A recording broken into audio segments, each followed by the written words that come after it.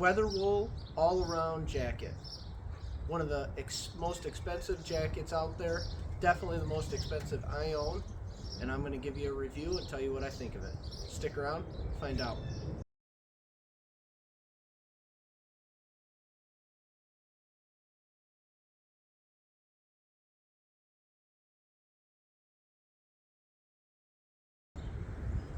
Alright, so I've been wearing this jacket for about 6-7 months now, and I can confidently say I've ran it through its paces, and I'm able to give my full review here. This is not a paid review.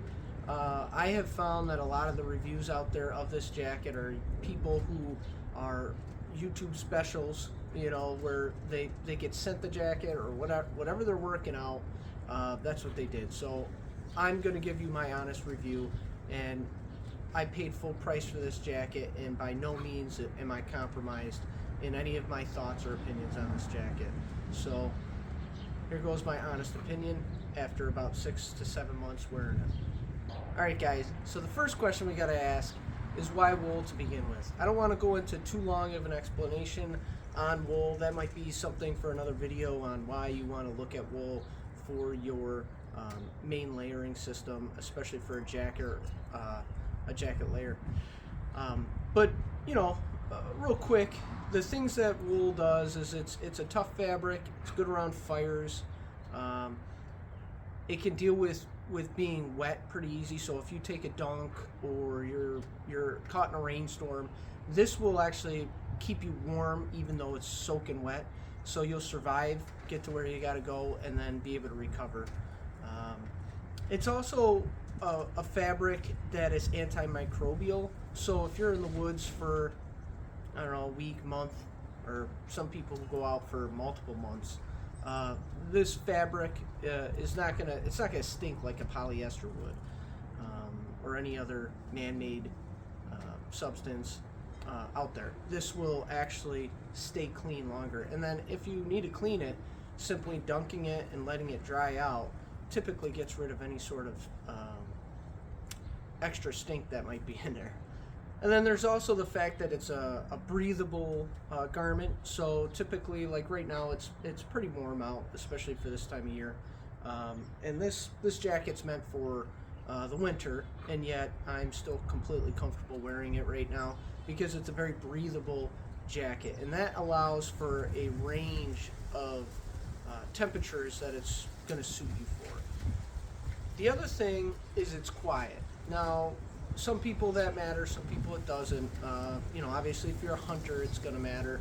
But also for people who want to hike through the woods without making a bunch of noise because they don't want to spook animals and they want to have some sort of encounter with, you know, whatever wildlife they're looking to see, whether it's birds or, you know, I don't know, whatever it is that you're looking to come into contact with. But it does have some downsides. The number one is weight to warmth ratio. You're going to have a higher weight capacity to warmth that you're going to get out of a garment that's made out of wool versus things like a down jacket or things like that. But again, upsides and downsides, that down jacket will not keep you wet or keep you warm when you're wet. You know, it's usually more brittle, things like that. The second big thing is wind. So depending on the fabric or depending on the wool garment itself, how tight the weave is, you know, different reasons, wind can be a problem. So especially the cheaper stuff that you can buy out there, the wool will keep you fine for you know, in dead quiet, no wind, no nothing, and then as soon as the wind picks up, you feel that wind go right through you. And then something that's not as usually as important, especially when talking about a jacket, is going to be how itchy it is. Wool can be itchy. It's a fiber typically that it doesn't quite bend, so it's a strong fiber, and when it touches your skin, it doesn't bend real easy usually, especially for this type of you know, an outer shell jacket. So how does Weatherwool stack up in those categories? Well, I think they do a great job. The wool is pretty much impenetrable for wind. I mean, I don't have any problems with wind issues until after about 20 miles per hour, and even then it's mild. What that does is it allows you to not have to have a shell on your person at all times, and you can wear it as a true standalone piece of garment. Typically, a lot of wool, especially the cheaper stuff, wind's going to go right through it, and if it's a windy day and you get caught out there, you think you're going to be warm until you get a good gust of wind that takes all that heat that you've built up in your garment. It's done great in the rain as well. If I'm in a mist or a little bit of a rain, I don't ever have to feel the need for a shell to go on with that either. Typically it will bead up and then fall off the garment. I can even brush it off just like that. It's really remarkable how well it does in the rain. If it gets wet, soaked through, I have no idea how well that does. There are videos out there of people dunking themselves in freezing cold water and doing all this crazy stuff to test it, to see how well it does with heating your body up, keeping you warm while it's completely soaked. Go watch those guys' videos. I'm not that diehard to find that out. In an emergency scenario, I'm hoping that it does its job, and I'm trusting that the people that have done those tests are not lying to me, and that's good information. So go check those out if you want. Breathability with the garment, excellent. I haven't had any issues with the temperature range, so I've taken this down to about 10 degrees Fahrenheit, and I have had it on all the way up to like 50, 55 degree Fahrenheit, no problem. I'm wearing it right now. It's quite warm out, and I haven't had any issues. Now, granted, I'm also able to wear just a t-shirt on underneath, which significantly helps. This is a very comfortable jacket, and you do not need to have a layer underneath to keep your exposed skin from touching this this fabric. Typically, when you have that fiber hit your skin, it begins to hit you and rub on you, and it can be itchy, right? Well, this one, no problem. I'm able to wear this with just my workout, typical shirt I'd wear to the gym, and I haven't had a single problem with it. So, all right. One of the other big things that I thought was really impressive was its fire resistance. So, my first weekend I had this, the very first adventure I had this out, I was by a fire with my buddy Carl. We were up in the wilderness in Canada, and a ember came off the fire, landed on me somewhere over here. I don't know exactly where, and I didn't realize it right away. And my buddy Carl goes, "Oh, you got an ember on you."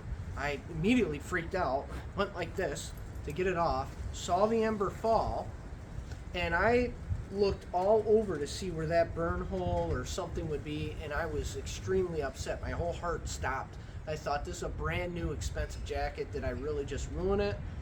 And there was nothing. I have no idea if that's a fluke or what, but for whatever reason, I did not get a single burn mark or scorch. I don't know. It was impressive. So I'm real happy about that. And then the other thing that I kind of want to go over is the weave of this fabric that I've noticed. Because it goes in a mill that's specifically, it's like I don't know the details of it. They call it a jacquard mill or something. And it makes a three-dimensional weave instead of a flat weave. And I thought, oh, okay, that sounds all great, but what does it do in practice? It's supposed to make it feel more lofty. And I have found that to be true. This almost looks and feels very pillowy compared to any other wool jacket I've ever had, or wool garment I've ever had. It's kind of, I don't know how to explain it, but it feels soft, and it feels like you've got just that little extra pockets of air that you can heat up and keep your body warm with it. So I'm very impressed with the weave of this jacket. Now, if you want to know any more information of the details of the wool itself, how does he make sure that it's American made, the claims that he has out there, call up Ralph, ask him all the questions. There's videos out there talking about it, and I mean, you can get that information. So I won't go into any more detail. I just wanted to kind of touch on the things that the average person's going to want to know. Is that claim actually true about that wool garment? And I think I've touched on the main things that I considered when wanting to buy this jacket. All right, let's talk pockets real quick. So we've got our hand warmer pockets right here. And what's nice about them is they have stitching along the side. So it's got a big enough opening for your hands to go in, but then a bigger opening for your hands to sit. And what happens is that little stitching makes it so the opening isn't so big, so you don't get airflow coming in and hitting your hands from the sides. Really like that. And I also really like the fact that there's another pocket on top, and that gives you another layer of wool that keeps your hands warm. So really nice nice hand warmer pockets. These pockets right here, they've got a zipper, which all of these pockets mostly do besides your hand warmer pockets, and I really like having the zippers. That's one of the big changes between getting another manufacturer and buying from Ralph. You're going to get the features that you need. That's a more technical jacket. And then at the same time, they've got the buttons here, and that allows it to look more aesthetically pleasing. I don't like the zippers to be showing. So these are your main pockets, and they're kind of, you know, they're pretty big and beefy. You can put your phone in there, you can put, you know, keys, you can put wallet, whatever, and they're not going anywhere because you got the zipper. Inside the jacket, you have these smaller pockets. They also have nice YKK zippers. The only thing is, first of all, I've never used these bottom pockets, but the top I do, and I usually like to have things like my Blistex or you know, in this pocket I almost always carry my my lock from when I'm at the gym or whatever, so I don't forget it. But what I used to do is put my cell phone here, especially when I was out in the woods, and that was because I want the phone to be close to my chest, close to my body, keeps it warm, keeps it functioning for a long time while I'm out in the woods. Problem is, these aren't big enough. I have the Galaxy S22 Ultra. It's a big phone, but it doesn't fit in any of these pockets except for these two. And the problem with putting them in here is they move around, they slap around, especially if I'm, you know, hiking or doing whatever. And I just don't want my phone right there kind of moving around. I'd rather have it up against my chest, safe, secure, and warm for while I'm doing my adventures.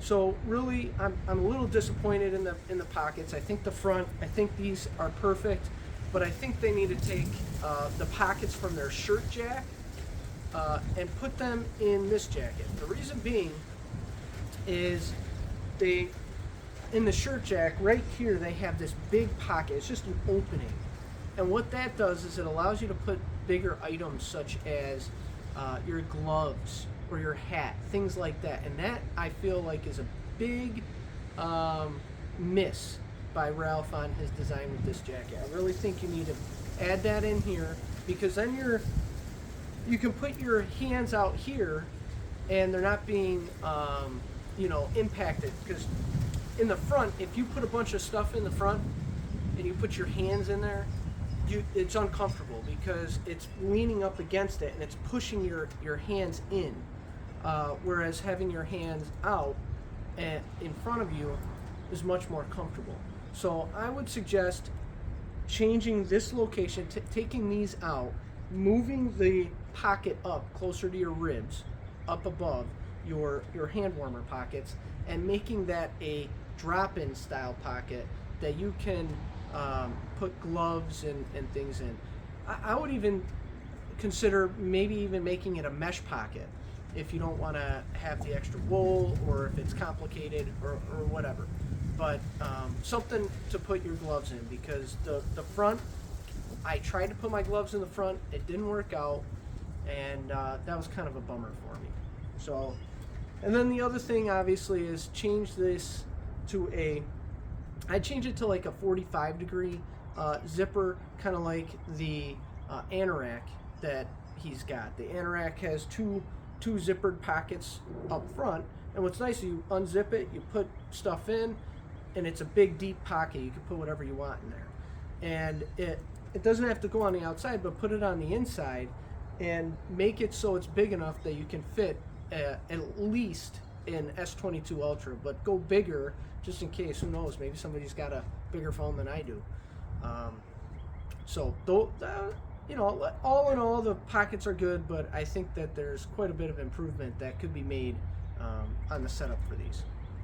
All right, another thing to note about this jacket is you're going to get all these technical features that you're probably going to be missing out on pretty much every other jacket I know that's out there.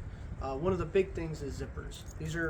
He gives you big YKK zippers that will work in, even if they are frosted or you know, water's in there and froze overnight, whatever it is. When you're out in the backcountry, you need your zippers to work. But if they don't work, you've also got all the buttons. And what's great about the buttons for this setup is they have slot buttons. So the stitching on this basically makes it so you can't lose a button. And oh my word, is that one of my favorite things. I lose buttons all the time on my Fjallraven,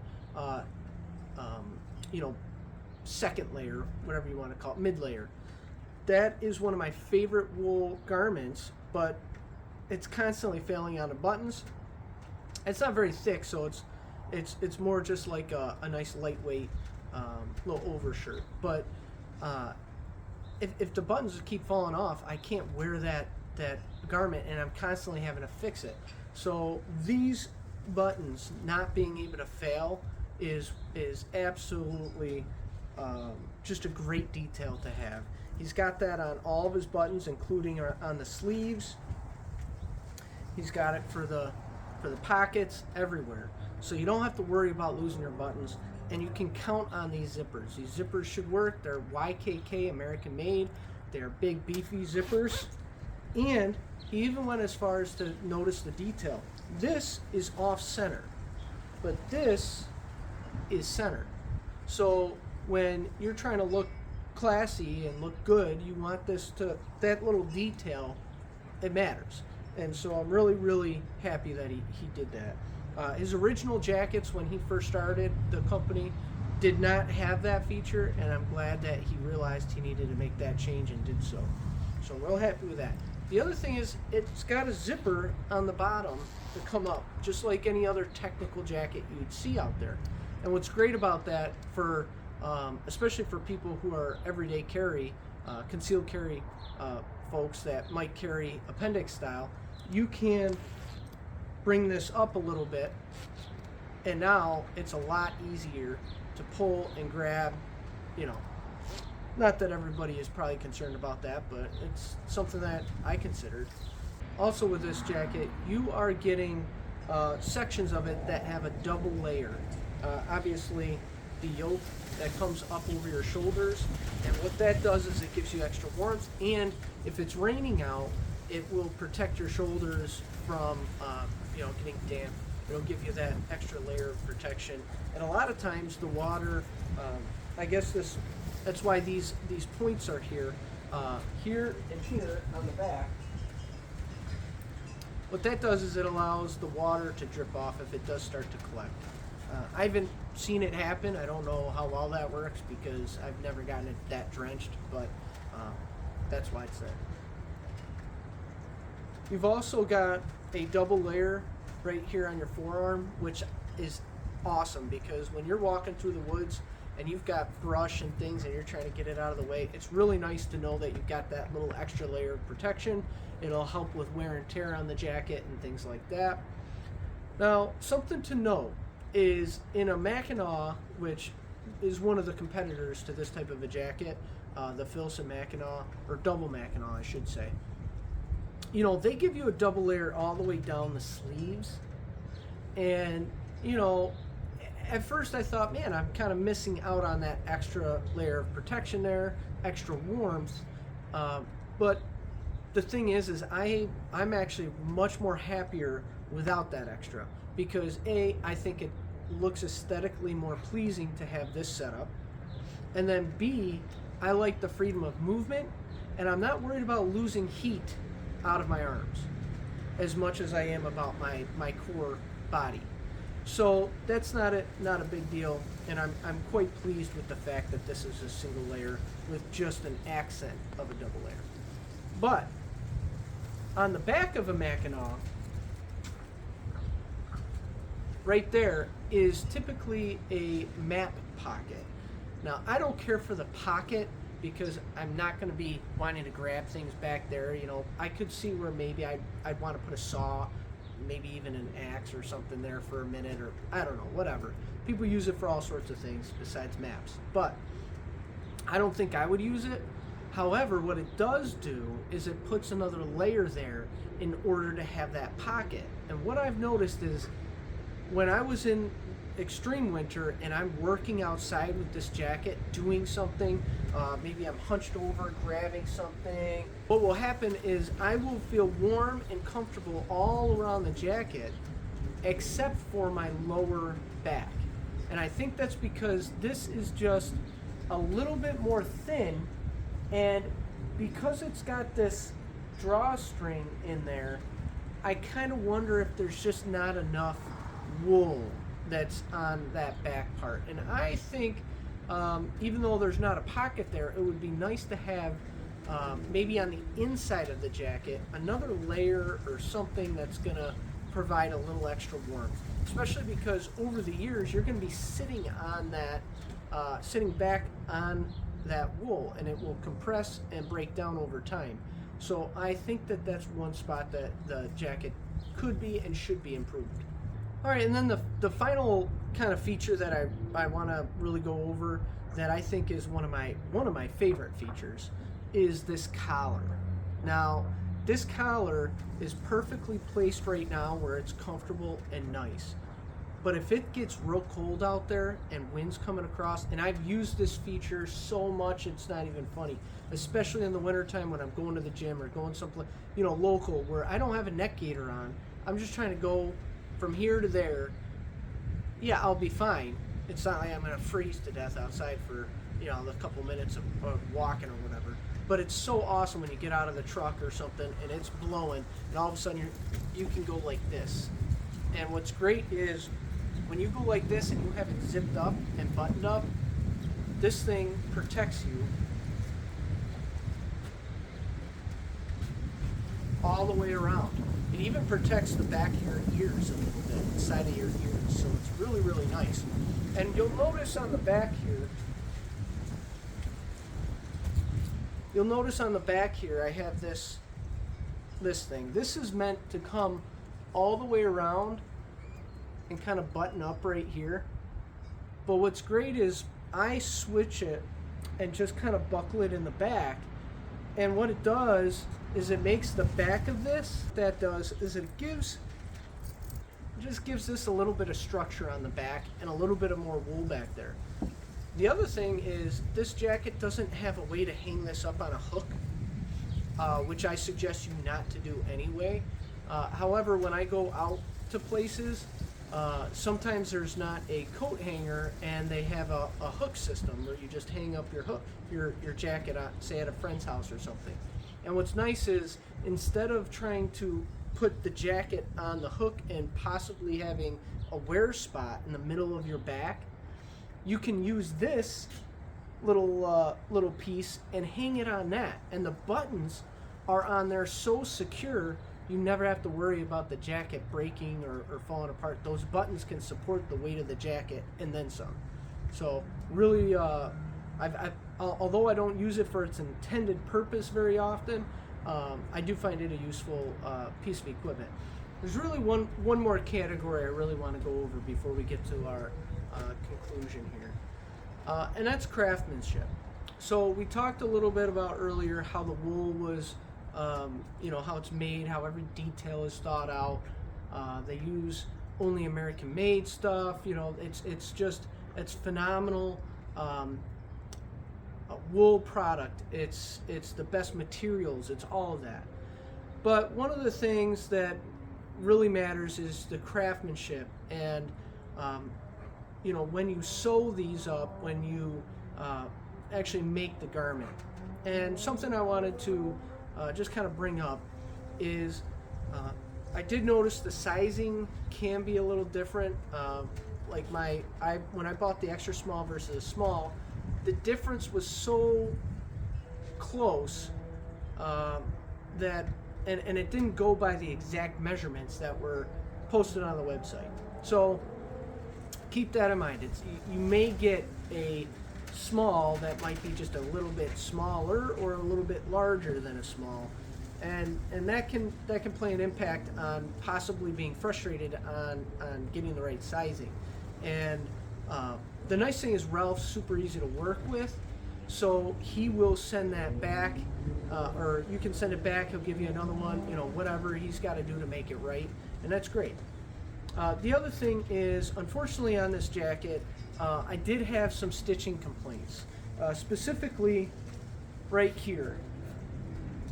Now, you might not be able to see that from here. I'll put up some B-roll or something, but that stitching was from the factory, right from Ralph, was not perfect. It wasn't the same as on this side. And then on top of that, it began to unravel. And so now I've got a pocket that needs to really, it's got to be repaired. Now, I fully trust that Ralph is going to stand by his product, he's going to stand by his word, and he's going to fix that. For the price tag that he's got for his garments, I don't see him saying, yeah, that's just something that happens, or well, we think you used it too much, or something. He's not going to do that. I think he's going to stand by his product, and he's going to fix that. My plan is after my next trip, which will be in a couple of weeks, hopefully, I'm going to go up to the Adirondacks for my first canoe trip of the year, and first canoe trip ever, really. And I'm going to need this jacket for that. So I don't want to send it back yet. And I've been dealing with that since, you know, a couple months into owning the jacket, really. So I think it was just, it didn't get tied off right. Something happened, whatever. So I'm going to contact him at the end of April, ask him if I can send the jacket, have him fix it and send it back. If for some reason he doesn't stand by his product, I'll update the description of this video so you know, but I highly, highly doubt it. Working with him has been absolutely blissful, no problems with him. I think his wife's Diane, maybe.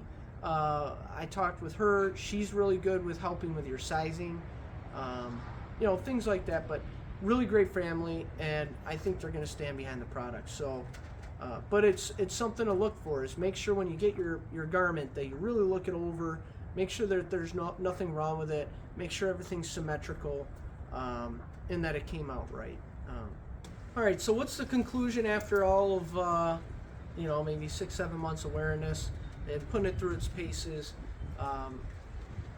Is it worth the price tag he's asking? Now this jacket right now, I believe he's selling it for close to $900. I think I got it when it was a little bit cheaper. I think I paid like $850. It was like $50 cheaper maybe, or something like that. But all in all, we'll call it $900.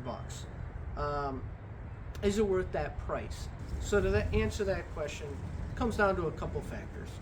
One, are you going to get the use out of this jacket? If you're buying this jacket to have a nice, really nice warm jacket in the wintertime, and you know, it's just to go to the store and back, or you know, you just want a really nice quality wool jacket, I would not buy this jacket for the price tag that it's being sold at for that purpose alone. I think that it's geared towards people who are going to use it in the woods, who need a fully 100% wool garment, something that is not going to fail, that's got the technical features that you're looking for, and really you get a lot more out of it if you're going to be using it in the woods for its intended purpose. Now, I use this jacket to go to church, to go to the store, to go to the gym. I use it for everything in the wintertime. I snow blow in this jacket because it's that good of a jacket. But I wouldn't be able to say it's worth the price tag if it wasn't for the fact that when I'm in the middle of the woods, that I know I can count on this jacket to get me through whatever conditions I need it to. So that's the primary thing that you got to look at. Are you going to get the use out of it?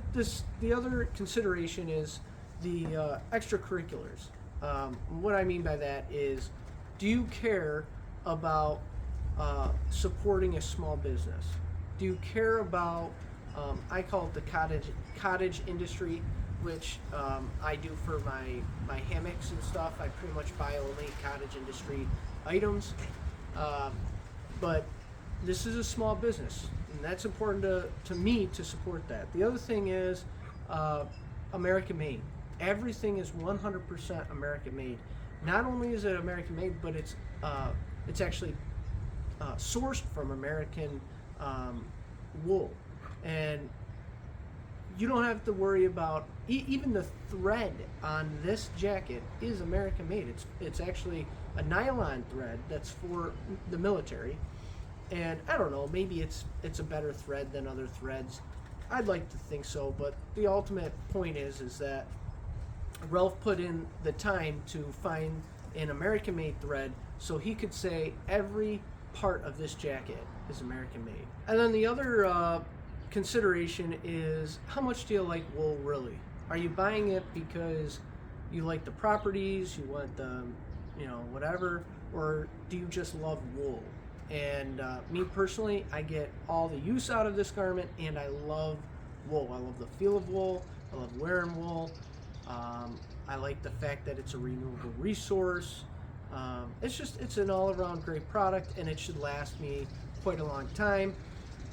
The one asterisk I have on this is, unlike the review I did of my Fjallraven jacket, this jacket I've only worn for one season, and I didn't want to wait 5 years to make a review on this, but it'll be interesting 5 years from now whether this jacket is held up as well as my Fjallraven jacket did. I certainly think so, and I hope so. If I ever find out different, I'll update the video, but I think this should be a long-lasting jacket. I'm not of the opinion that it'll be an heirloom like, even like the Fjallraven people say with their jacket. Oh, you can pass it down from generation to generation and blah blah blah. I'm not worried about that. If I can use it for my lifetime, that's good enough for me. But if I can get 15 years out of this jacket, I'll feel satisfied. If I only get 5 years out of this jacket, probably not going to feel satisfied with that. So we'll see the longevity and decide from there. But those are kind of the factors that I thought about. What's important to you? Are you going to use it? Etc. etc. Other than that, it's really up to the person, and if they have the finances for it. Don't go buying an $800, $900 jacket if you don't have the money for it. Make sure that you're buying things that you can afford. That's the biggest advice I could give on that. But yeah, it's been a great jacket, and I hope this review was helpful to somebody out there. And I know I don't have any flashy B-roll. I don't have the right lighting, and I don't have all that stuff, but this is just my honest opinion, my honest review, and it's not bought by anybody, and it's free to you to watch and decide for yourself. So thanks again for watching the video. Please stay tuned. I'll be going over my canoeing setup, and I'll be going out on that adventure in a couple weeks. So hope to see you then.